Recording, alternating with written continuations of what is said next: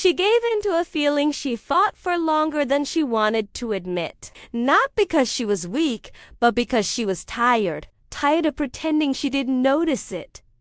Tired of correcting her own thoughts. Tired of convincing herself that discipline alone could silence something that had grown quietly inside her. She had spent so much time resisting that the resistance itself became exhausting. At first, she treated the feeling like an enemy, something that threatened her sense of control, her plans, the identity she had carefully built. She reminded herself of logic, of timing, of reasons it didn't make sense. She told herself she was imagining things, misreading moments, projecting emotions that weren't really there. And for a while, that worked, or at least, she thought it did. But the feeling didn't disappear. It adapted. It waited. It showed up in subtle ways, in the way certain words stayed with her longer than they should, in the comfort she felt during quiet moments, in the unexpected calm that followed interactions she told herself were meaningless. She began to realize that fighting it wasn't making her stronger. It was just making her distant from herself. She noticed how careful she had become, how she filtered her reactions, measured her responses, kept emotional space where none had existed before. She was protecting something, but she wasn't sure what. Maybe her pride, maybe her sense of order, maybe the version of herself who believed she always knew what she wanted. But the truth was, the feeling had already changed her, whether she admitted it or not. There were nights when she lay awake, replaying small moments that didn't seem important enough to justify how deeply they stayed with her. She asked herself why this mattered so much. Why now? Why here? She tried to pinpoint the exact moment it started, but there wasn't one. It wasn't sudden. It was gradual. A slow realization that crept in while she was busy convincing herself it didn't exist. What scared her wasn't the feeling, it was what the feeling represented. A crack in her certainty.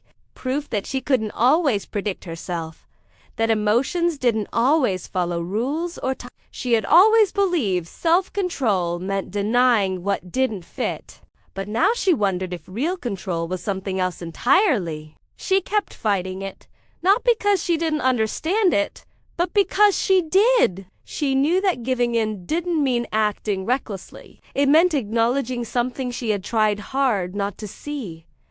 And acknowledgement felt dangerous. Once you admit a feeling is real, you can't unfeel it.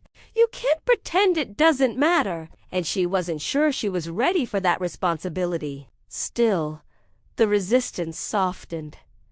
Slowly, quietly. She stopped correcting every thought. Stopped judging herself for emotional reactions she couldn't fully explain. She let moments exist without dissecting them, and in doing so, she felt something unexpected relief. Not excitement, not fear. Relief, as if she had finally stopped holding her breath. Giving in didn't look the way she imagined it would. There was no dramatic decision, no sudden shift in behavior. It was internal, a quiet acceptance. She allowed herself to feel without immediately demanding answers. She let the emotion exist without trying to control where it might lead, and that felt strangely grounding. She realized then that fighting the feeling hadn't protected her, it had only delayed her honesty. The feeling wasn't asking her to change her life. It wasn't demanding action. It was simply asking to be acknowledged, to be felt without shame, to be understood instead of suppressed. As she gave in, she noticed how present she became, how aware, how open, not just to the feeling itself, but to herself. She understood now that strength isn't always about resistance. Sometimes it's about allowing yourself to experience something fully, even when it challenges the image you have of who you are.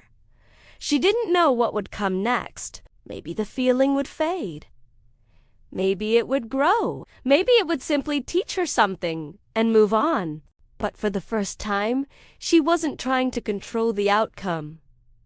She was trusting herself to handle whatever followed. She had fought the feeling because she thought it would take something from her. But giving in showed her something else entirely. It gave her clarity. It reminded her that being human means feeling things you didn't plan for, things you can't always explain, things that don't fit neatly into logic. She gave in not because she lost control, but because she finally understood that fighting herself was never the answer. And in that quiet surrender, she didn't feel defeated. She felt honest. And that honesty changed how she saw everything that came after.